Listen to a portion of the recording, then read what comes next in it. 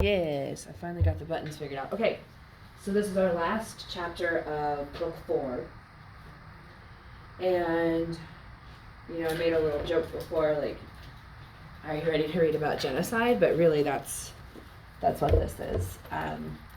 The Romans essentially went into Britain. I mean, not right this moment, this is the beginning of it. But the Romans essentially, the Romans essentially go in and wipe out British culture. And they think, you know, like maybe the origins of King Arthur, that's like the story, like the time period would be an uprising against the Romans, and I could have a bunch of stuff wrong, so if random people are watching me on the internet and I have it wrong, you know what? Don't message me, I don't care. But, so, basically, Caesar went into Britain twice, and this is the first time, or the second time. I was reading an article. We might actually have to go and read some Wikipedias, but maybe not. I did put an article, do you have that page of articles that are interesting but not required to read yet? And I put one up of they have definitively found the location of it was a genocide in it's on Dutch territory, but Caesar went in and destroyed several Germanic tribes, and now they've been able to find it and date it and actually figure out, like, they hadn't been able, in 2015 is when this article is out.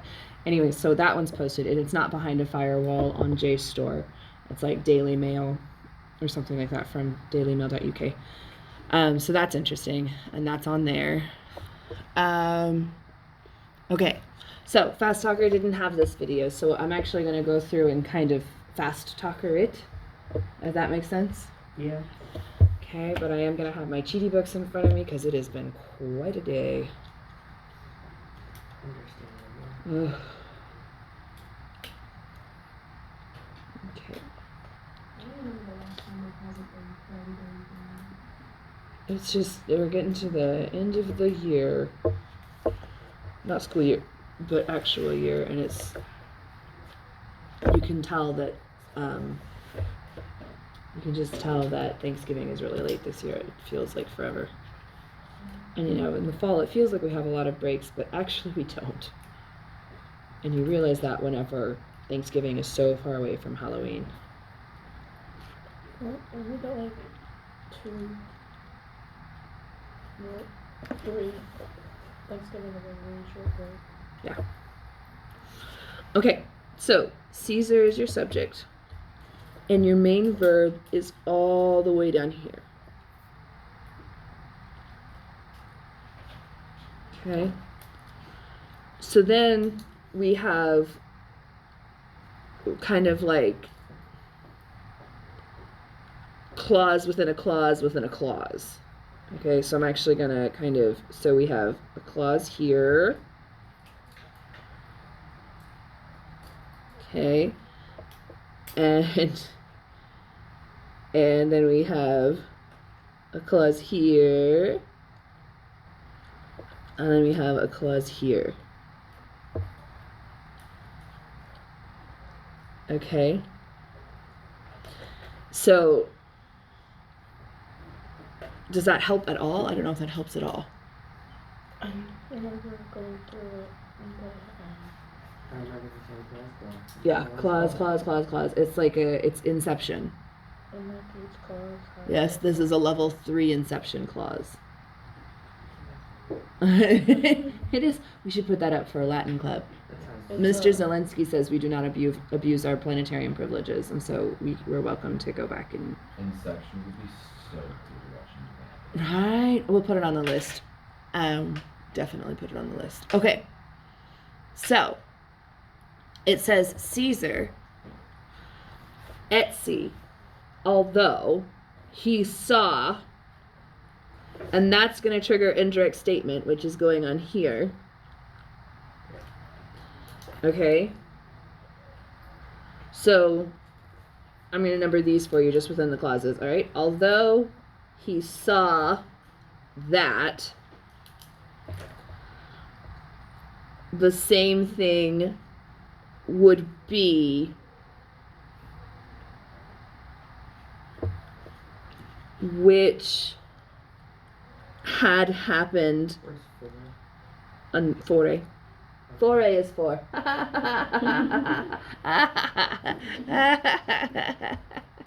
Okay. No, I'm not. Okay, so which had happened on previous days. Okay, so that's how you're going to kind of break down that clause inception. So it goes 1, 2, 3, 4, 5, 6, 7, 8. But everybody see how it kind of spirals in? Mm-hmm. Yeah. It does.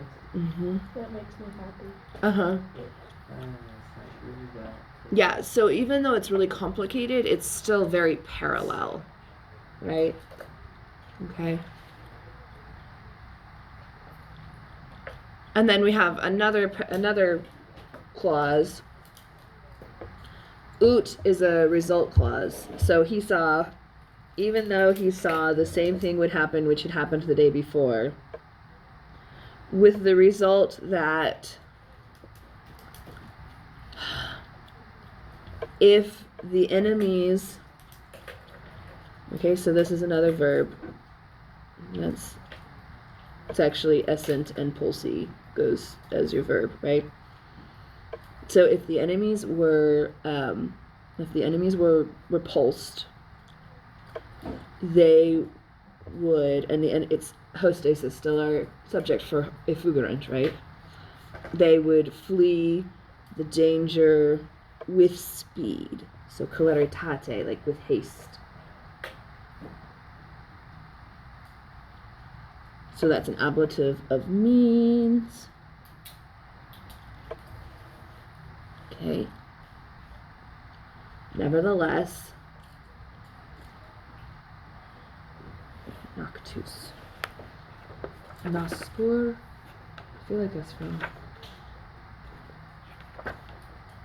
This is not a verb that you see very often, this noctus.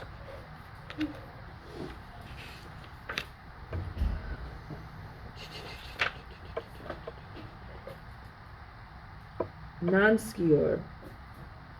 Yeah, not one that you see very often. So this is having obtained. Okay, so that's a perfect participle, and it actually refers back to Caesar, right? This is an adverb. And this is your direct object of that perfect participle. Okay, and XXX, what does that mean? What number is XXX? That's 300. 30. 30. 30. 30. So Caesar, nevertheless, having obtained around 30 horsey guys. And then this is a clause within a clause again. All right, hang on. So this goes here to here, and then the ut goes down to here, I believe. Yes. So I'm actually going to take that out.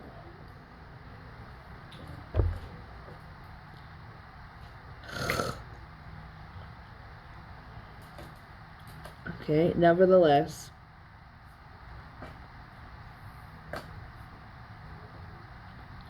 And then quos refers back to equites, whom comius attribus had transported with him. And then this is de quo, about whom it has been spoken before, had brought with him. And so he stood the legions in a battle line for the camp.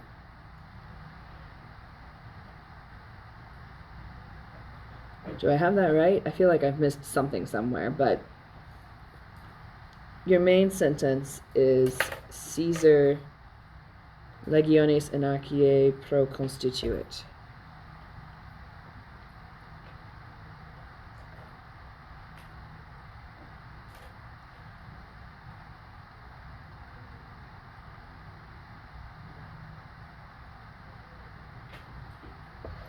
So actually this probably goes here, and that there goes there, and then goodness gracious. I'm confused. Yeah, don't worry about it. I'm trying to figure out the clauses. I'm trying to figure out where oot goes. She wrote oots either up to Percy or up to If Fugenrund, really? Okay. I don't know. It could be.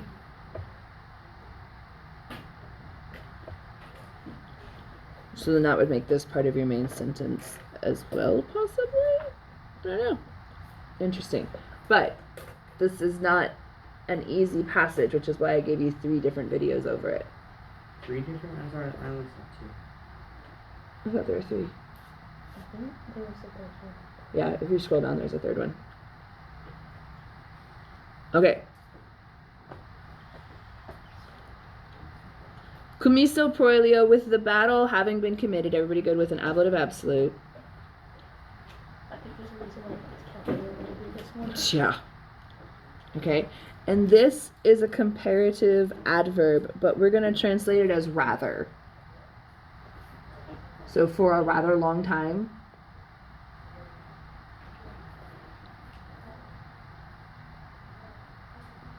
The enemies were not able to bear the attack of our soldiers. And they turned their backs. Which luckily you don't have to be a military idiom expert to know that means they, what did they what? They fled, they retreated, they turned their backs, they ran away. Okay, and then this is where we get really interesting. So then this is whom. Okay, so this is actually our direct object.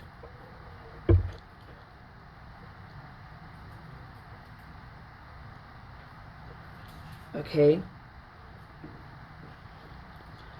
So tanto quantum means as much as possible. Yes? You see tanto quantum, which Mr. Yagi does a really good job talking about that. So this is understood milites, right? Okay. So whom the soldiers have followed for really now? You're gonna do this to me now? Is it video still recording? Yeah, they'll be fine. Yeah. Okay,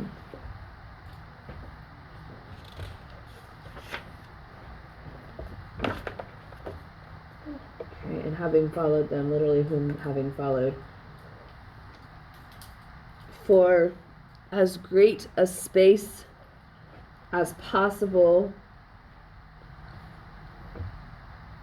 with their course and their strengths. So our men, having followed them, were able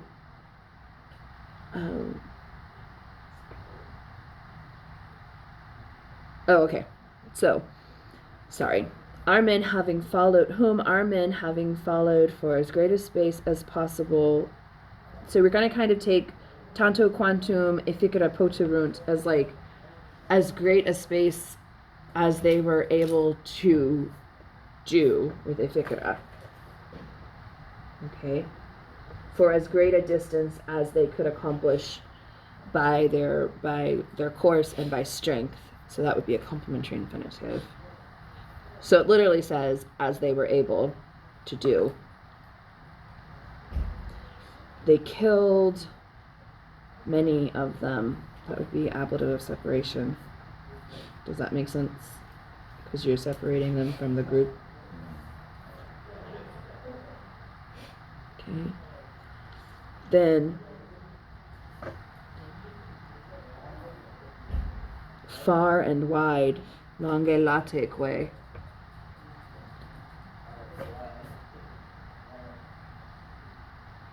Having burned all the buildings, they brought themselves into the camp, so they returned to the camp.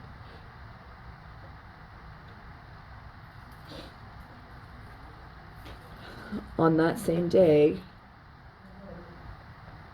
the legates, having been sent by the enemy, came to Caesar about peace.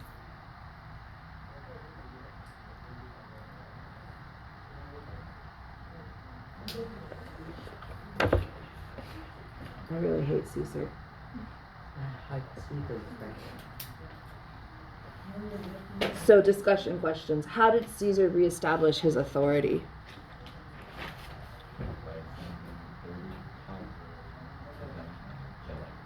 And burning everything. Dirty horsey guys.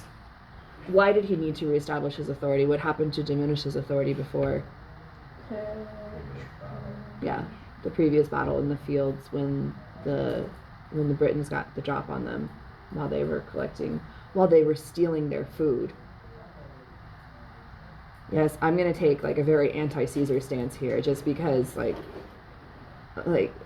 I don't know, maybe it's all the shows I've been watching where it's like, you know, I've been watching Outlander and everything like that, where it's people fighting against like, the Britons later, and you know, the Britons are heavily influenced by the Romans, because we talked about at the beginning.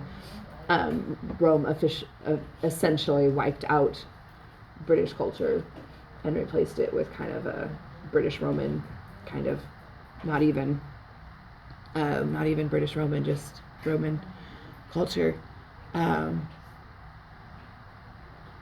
We'll learn in book 6 they had their own system of writing. They had they didn't write down the religious text because they wanted anyways. It's heartbreaking whenever you think about how much culture was lost. Are there anything like old British culture? We've got some left over. I mean, we've got book 6 that tells us a little bit, but that's the Gauls. That's not even the Britons. Yeah. Right now? Okay, so another discussion. If you are a Roman reader, would you conclude that force works better than negotiations and convincing enemies to negotiate? If you're a Roman, yes. Yeah. So, I don't know about you guys, but this passage kind of gives me a bad feeling in my stomach. Yeah. Do you think it would do the same thing to the Romans? No, it wouldn't.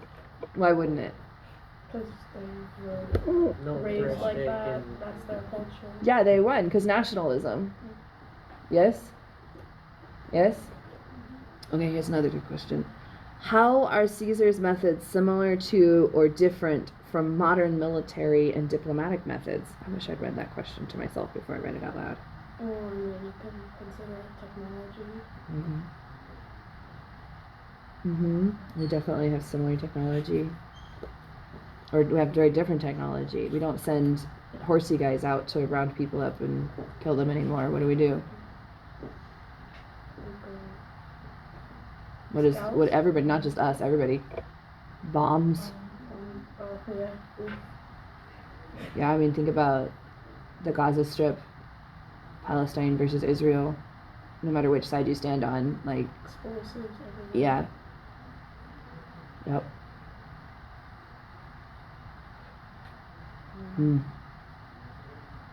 Okay. Well, I guess we'll do test questions next.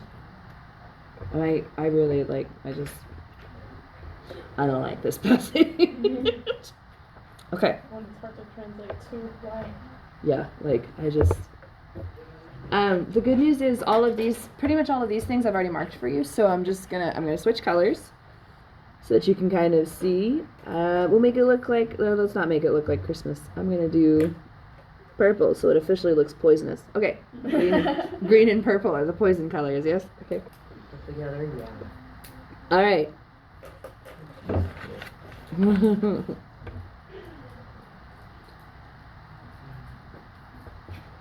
Okay.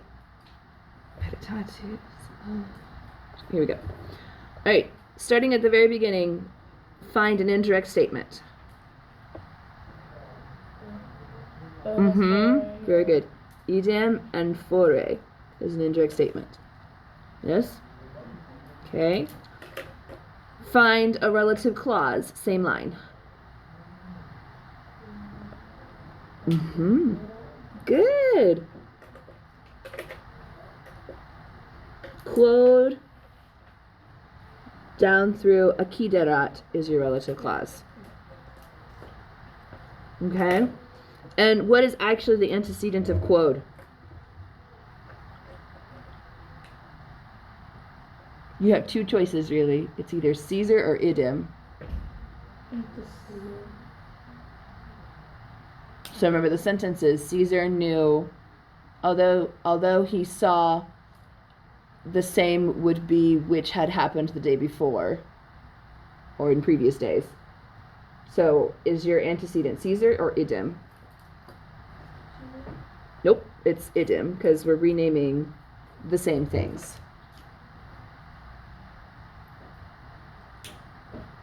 Okay.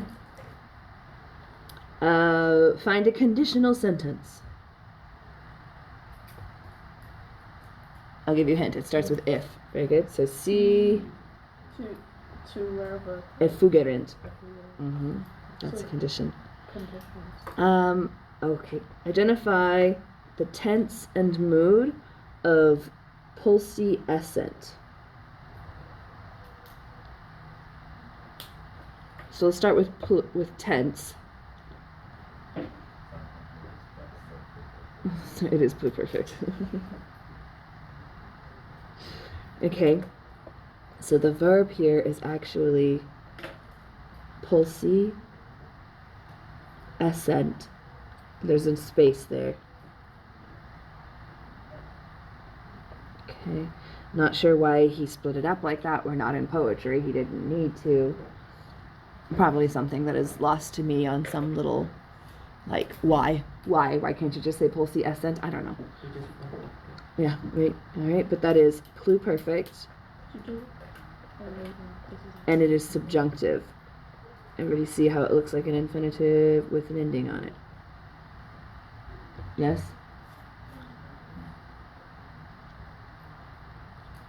Okay, now what is the tense and mood of effugerant?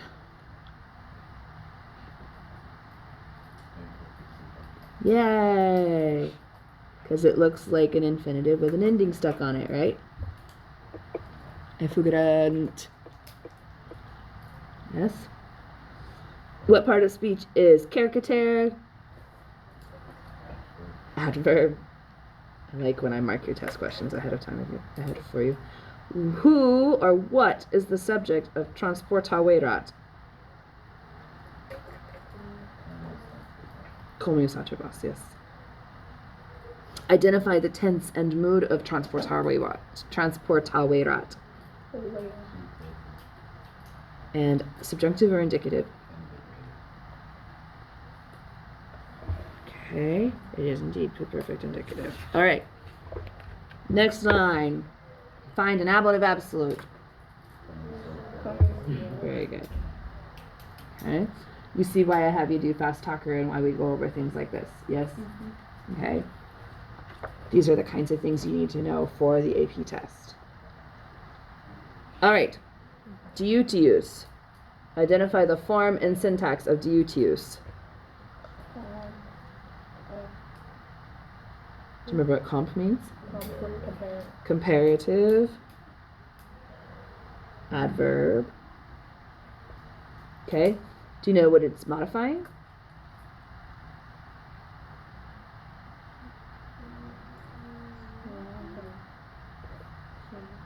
It's actually going to modify fere. So they were not able to endure for rather long. No.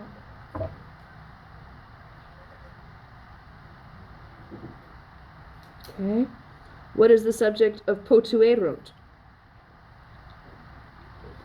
Hostess.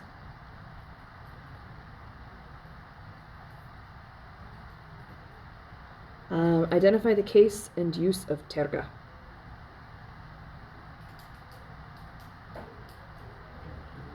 It is accusative, and it's the direct object with Wörtergrund.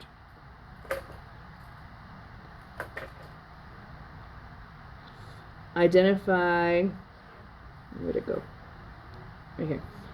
Identify the case and use of complores.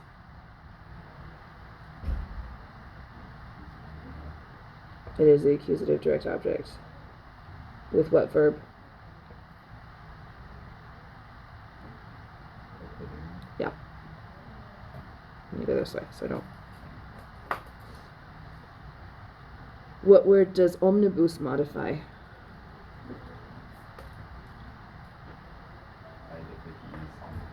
Well, actually, incensis also modifies edifices, so omnibus modifies edifices.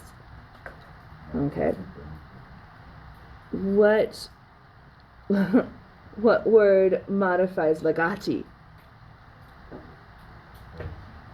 Misi. Yeah, it's not hard, kids. I've got it marked for you right there. Oh, I was Last letting- line, last two lines. All right, Misi. What is the object of odd?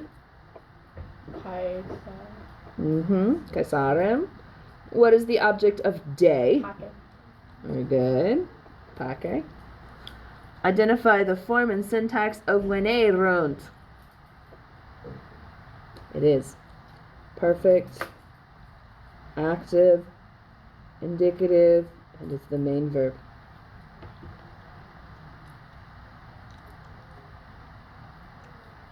Okay, you ready for multiple choice? I know. I know. I mean, it's 1 out of 4 if you count them. Roll. I know. Okay, so back up to the beginning. Multiple choice.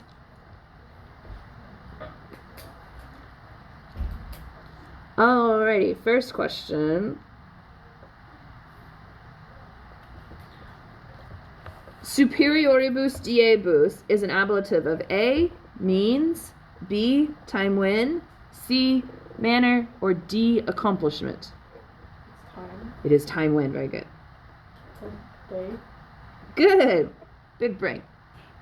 I only know because die day. Right? But no, that's a big brain thing to know. Like, it's time. It has day. Duh. So pick the one that says something about time. And it's ablative, so this time you don't have to figure out if it's ablative or accusative. Okay. What kind of clause does ut introduce here? A purpose clause, a result clause, a temporal clause, or an indirect command? Very good.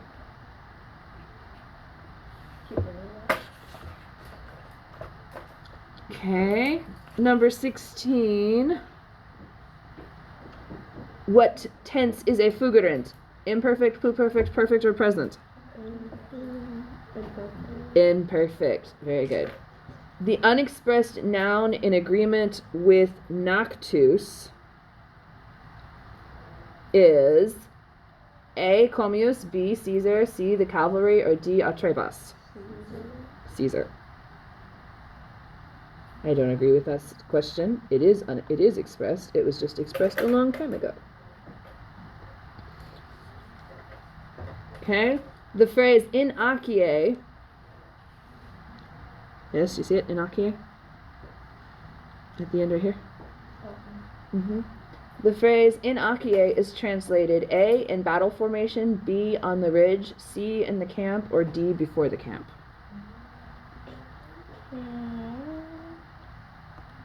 Nope. So this is in battle formation. Because Achaea is a line, but whenever we're talking about military stuff, it's a battle line.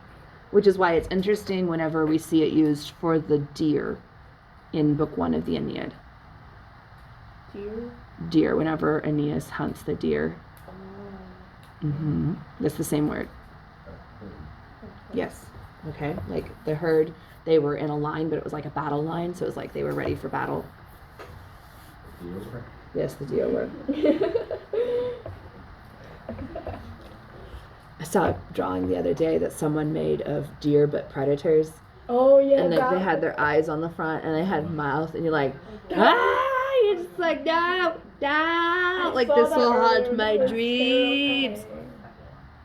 Tumblr creates the scariest thing. Alright. Right here, DUTUs. I know I've already asked you this, but it's in multiple choice as well. In line 17, DUTUs is A, an adjective, B, a perfect passive participle, C, a Adverb. noun, or D, an adverb. Very good. Adverb. Adverb. Very good. Okay. In lines 17 through 18, which means nothing to you, so we're talking about from here to here, we learned that A, the enemy routed Caesar's troops, B, the enemy fled, C, reinforcements arrived from Gaul, or D, the ships were repaired.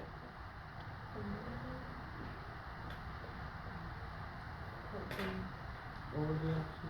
So, enemy won, enemy fled, Yeah. okay, reinforcements arrived from Gaul, or ships repaired. So, enemy fled, yes. Okay, and you know it just because of terga verterent. Okay. The word that joins tanto to form a correlative pair is quantum, spatio, secuti, or cursu. Quantum, very good. These two go together. The dictionary entry for Weerbus, I'm going to write this down for you. So, Weerbus, when you look it up in the dictionary, is it going to be weir, reduce,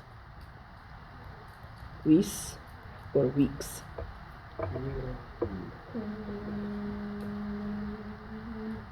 Weird. It's weird, right? It is not weird, because weir is weary, Yeah. masculine, which is second declension.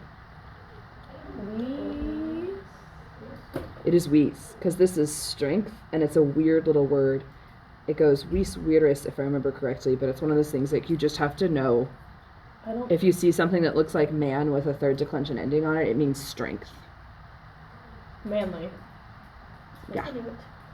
But it's feminine, if I remember correctly. We'll have to look it up to make sure. I was gonna see if you had your Chromebook out over there. If you do, you could Whitaker's it for me, but if not, that's okay. All right.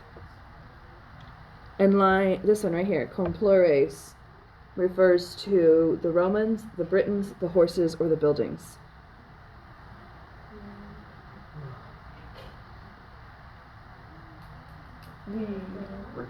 The Britons, because they're the ones who died. Yeah. I thought. Yes! Yeah. Good job, Cohen.